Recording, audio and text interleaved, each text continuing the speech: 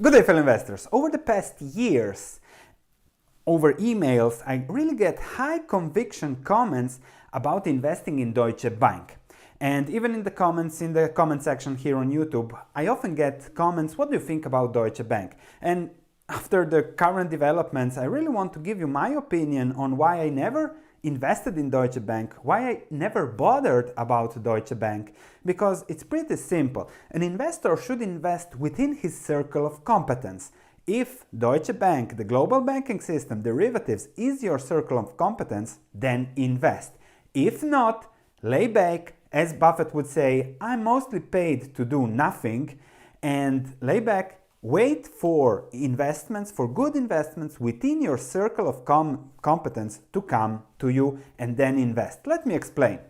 If we just look at Deutsche Bank over the last decade or more, we see that it was a clear downward trend. And I think that people were looking at stock prices above 50 in 2010, 11, stock prices above 100 in 2007, and then comparing to the current price, 2018, 2017, 2016, all those times when I used to get those comments, and with high conviction, they were expecting, oh, things will improve, things will get better, it's Deutsche, it's Deutsche.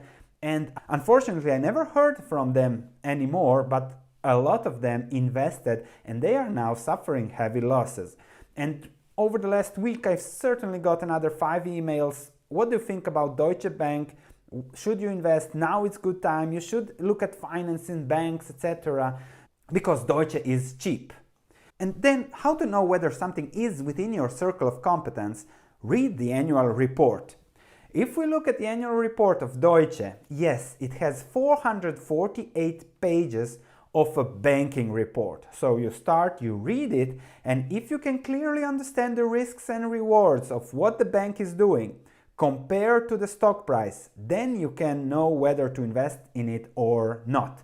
So let's take a look. On page 145 of the 2018 annual report, you have a description of the derivative business. So notional amounts of derivatives on basis of clearing channel and type of derivative. And if you look at all those derivatives, if you can understand them, then feel free to invest in them. If not, well, avoid this. And if you look at the sum of the derivatives, at the bottom here, it's 43,449,514 million euros. So compare that to the market capitalization of 13.6 billion. To translate the derivative amount is 43.4 trillion euros. 43.4 trillion versus 13.6 billion euros of market capitalization. If you can value that, you can invest in Deutsche. If not, when it comes to some investments, it's simply better to stay away. For me, it was pretty simple. A professional investor, 20-30 years of experience, simply said it like this. Deutsche Bank usually gets the deals that are a bag of worms that none of the others, Goldman, JP Morgan, Citi, etc., want to touch. And then Deutsche comes in and takes those deals, and therefore, after things change in the environment, you get into trouble, which is exactly what has been going on with Deutsche. Just back to the risks, it's too much for me. When it comes to Deutsche, the risks are simply too high, too difficult to analyze, and there is the risk of permanent capital loss. Just a 1% loss on the derivative portfolio, 1% of 43 trillion is 430 billion, thus 30 times the market capitalization. I have no idea what will happen, but my message is simple. If something is not within your circle of competence, don't invest in it.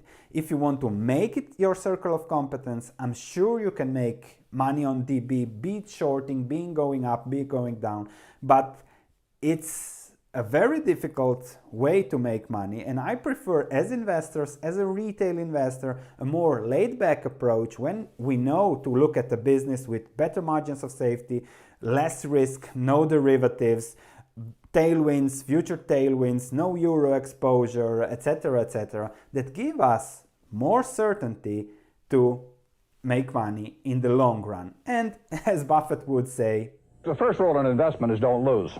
And the second rule in investment is don't forget the first rule, and that's all the rules there are. I mean, if you buy things for far below what they're worth, and you buy a group of them, you basically don't lose money. So that's it. If you want to speculate on Deutsche Bank, be your guest, but don't ask me what do I think about Deutsche, or here is my answer, what do I think about Deutsche and why I don't do anything about it. Thank you for watching. This might be the most important video that I have done in a while, because investing is mostly about saying no, no, no, no, no, no, and only when something really meets your criteria, then you take your hard-earned money and then you put it into that business, not the stock going up or down or looking cheap from a past historical perspective. To conclude, you should really leave DB to professional investors, hedge fund investors that understand the risk reward better, that approach it in a statistical way. So they have 10 banks like this, Greek banks, Hong Kong, Kyle Bass style of investments. And they have the legal power, they have the political connections, they have the long-term orientation, they have the capital to know how to invest and how to get out with minimal loss or low risk or even no risk and higher reward. They buy the derivatives, they hedge themselves and things like that, that 99.99% of us, of the 41,000, 2,000 subscribers, cannot do. So this is the message. Thank you for watching, looking forward to your comments, and I'll see you in the next video tomorrow.